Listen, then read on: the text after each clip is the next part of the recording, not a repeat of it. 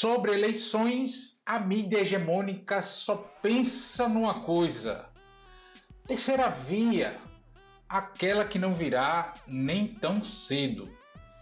Vem comigo. Antes de seguir, eu gostaria de pedir seu like nesse vídeo e sua inscrição nesse canal. Peço também, caso você possa e queira, sua contribuição clicando no botão Valeu ou se tornando membro aqui do blog do Cadu Amaral, clicando no botão Seja Membro.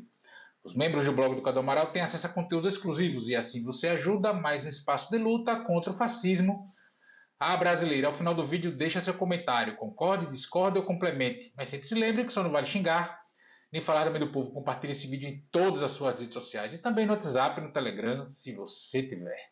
Lembrando que se você é de Alagoas, você pode assistir ao blog do Cadu Amaral na TV Com Marcel, canal 12 da NET. Se você não é de Alagoas, você pode assistir a TV Com no link que está na descrição desse vídeo. Obrigado. Domingo 3 de novembro, são agora, no momento que eu gravo esse vídeo, 10 para o meio-dia. E no sábado, 2 de novembro, a Folha de São Paulo publicou reportagem em que é a mais pura forçação de barra, manchetando que o resultado das eleições municipais reaviva os órfãos da terceira via. Quando a gente vai ler a reportagem, o mais próximo de nomes ali da tal terceira via que a Folha apresenta são Ronaldo Caiado, governador de Goiás, Romeu Zema, governador de Minas Gerais, Ratinho Júnior, governador do Paraná, e Tarcísio de Freitas, governador de São Paulo. Sinceramente, chega a ser ofensivo contra a inteligência das pessoas apontar estes nomes como uma terceira via.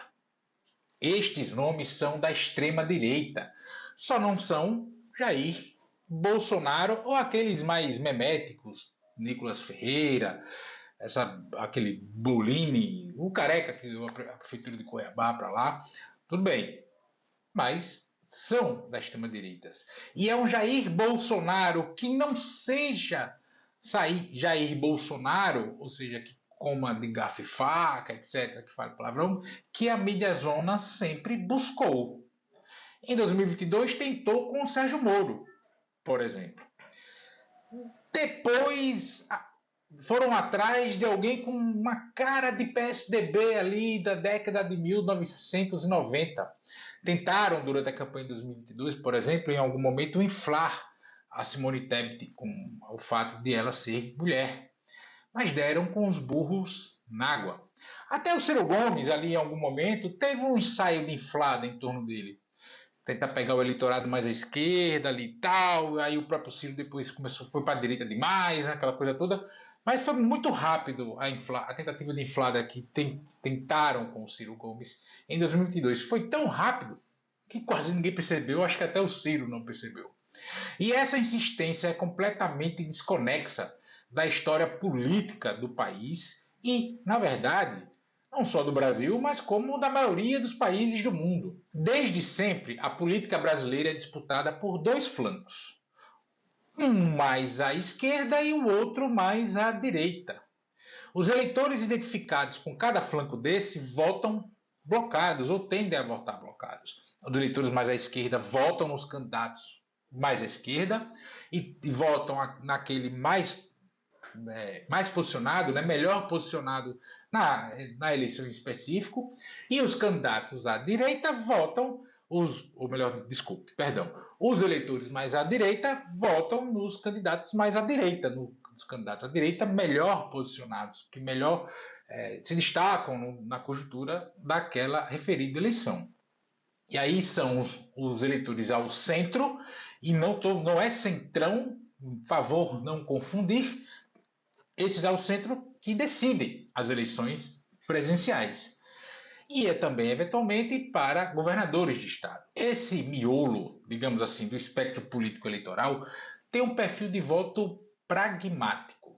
Se avalia que um governo é bom, vota para continuar. Se avalia um governo ruim, como ruim, vota para trocar o governo, para mudar o governo.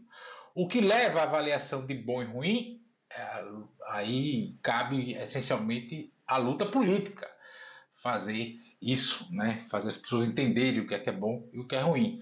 Durante muito tempo, a economia era 100%, basicamente, da definição das eleições. Dos últimos anos para cá, já não é esse todo, mas ainda é preponderante, predominante na avaliação do voto desse miolo do meio aí.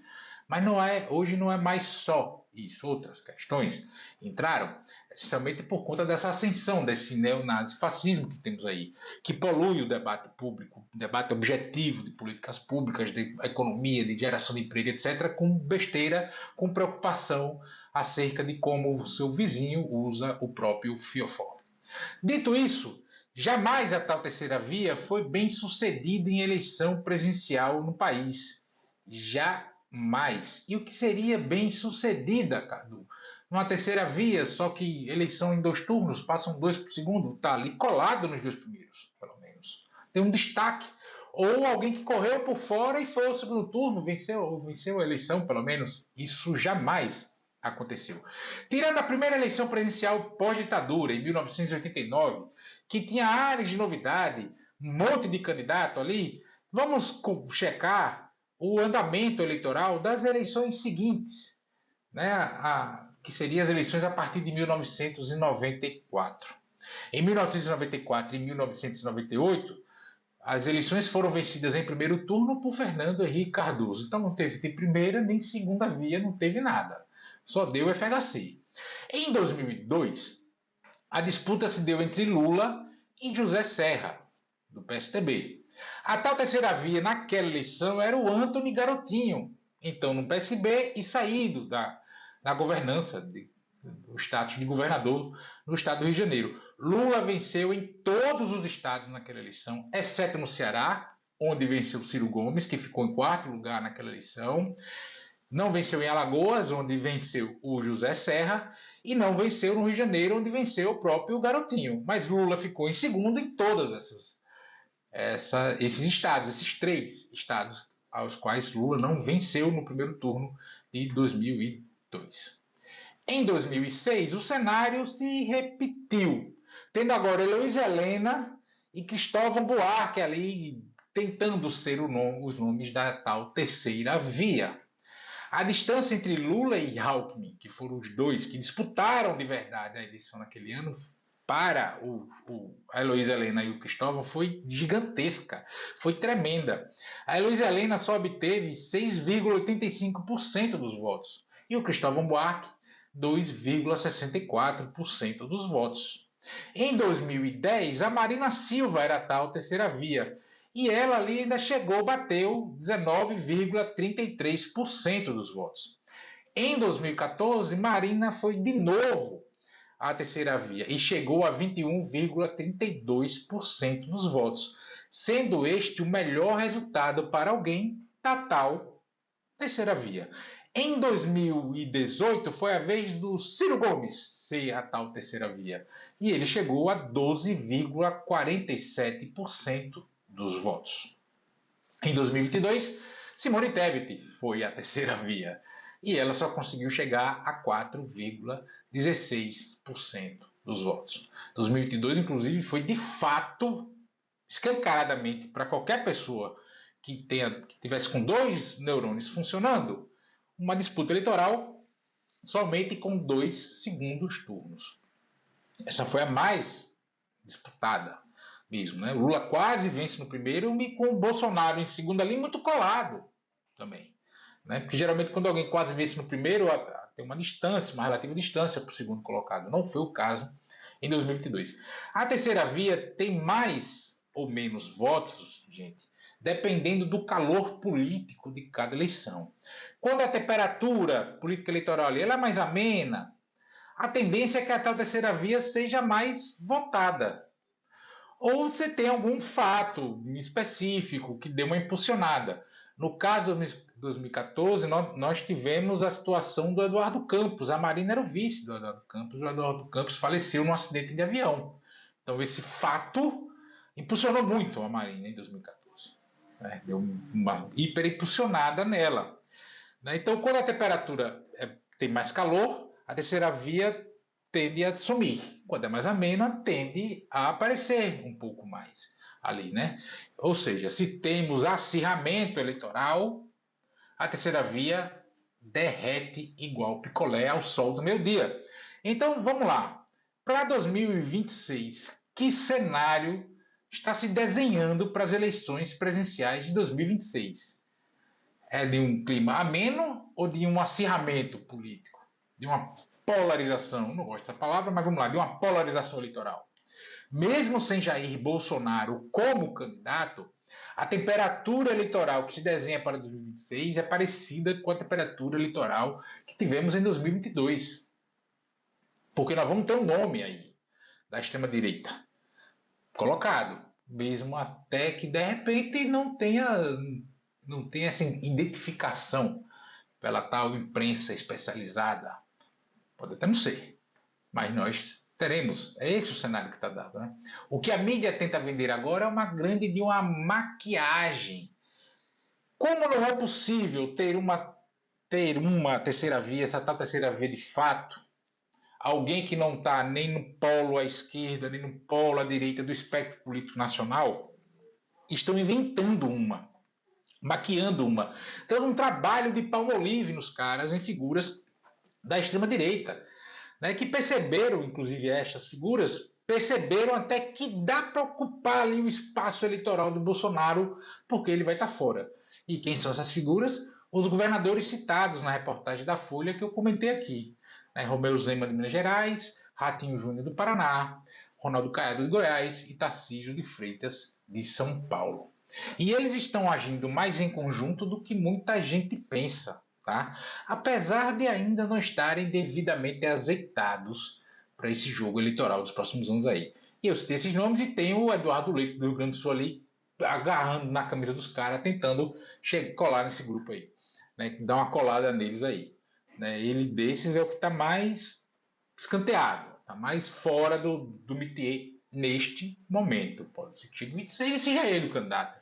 E, sinceramente, eu tenho até dúvidas de que esses governadores chegarão a estar nesse ponto de azeitamento, assim, na fina flor da tática política, da ação conjunta. Eu tenho dificuldades em crer nisso por conta dos interesses pessoais de cada um, seja o imediato, seja o de médio e longo prazo. Por exemplo, o Ronaldo Caiado só tem 2026 ou nada. É o que ele tem. Inclusive por conta da idade dele e tal, e os outros que estão colados ali estão chegando. Né? O Zema e o Ratinho precisam ver o que farão para não ficarem sem mandato a partir de 2027. São mais jovens que o Caiado e têm a opção do Senado, por exemplo, porque eles não têm mais reeleição para governador, assim como o Caiado não tem em Goiás. O detalhe que muita gente esquece é que o Ratinho Júnior é dono, através do pai, enfim, né, do Ratinho, o apresentador Ratinho, de várias emissoras de rádio e televisão por aí, principalmente ali no centro-sul do país. O Ratinho pai, hoje, é um dos homens mais ricos do Brasil. Com certeza está ali entre o primeiro ou o segundo mais rico do Paraná hoje. Né? Então, isso é um detalhe que é muito importante, que as pessoas esquecem às vezes. Né? O poder da grana e o poder de comunicação. E o Tarcísio de Freitas é o cara dos milicos, é o cara do projeto militar, do tal partido militar, dessa parte das cúpulas das Forças Armadas, enfim, ou toda ela, que construiu essa coisa do Biruliro, está descartando de ter um Tarcísio no lugar. E lembremos que o Tarcísio de Freitas governa o estado de São Paulo. Como disse o Kassab, ele não deve ser candidato a presidente em 26. Vai para a reeleição na boa, joga o Caiado e qualquer outro desse para os Leões 26 para disputar contra o Lula sentado na cadeira de presidente da República. A chance é muito grande de derrota desses aí, mas aí chega a 30, não tem mais Lula. A esquerda bateu uma boa cabeça agora. Que rumo vai seguir? Como vai fazer? Quem são os nomes que estão aparecendo aí? Estão colocados para ser no PT, no campo como um todo, enfim. Há esse problema agora. E aí vem o Tarcísio só no filé. Só no filé. Esse é o plano principal, o plano A, digamos assim. E aí resolve-se o Zema e o Ratinho Júnior ali, principalmente se eles forem eleitos senadores, aí são 8 anos, né? Então, tudo dá para se resolver. Né? Tudo dá para se resolver. Ou seja, resumindo, terminar esse vídeo que está ficando longo. Ou seja, não tem terceira via para a imprensa, para essa coisa para essa obsessão desses caras aí. Não tem terceira via. O que é que tem? Tem maquiagem, muita maquiagem e um fetiche grande, mais grande mesmo, dos barões da mídia.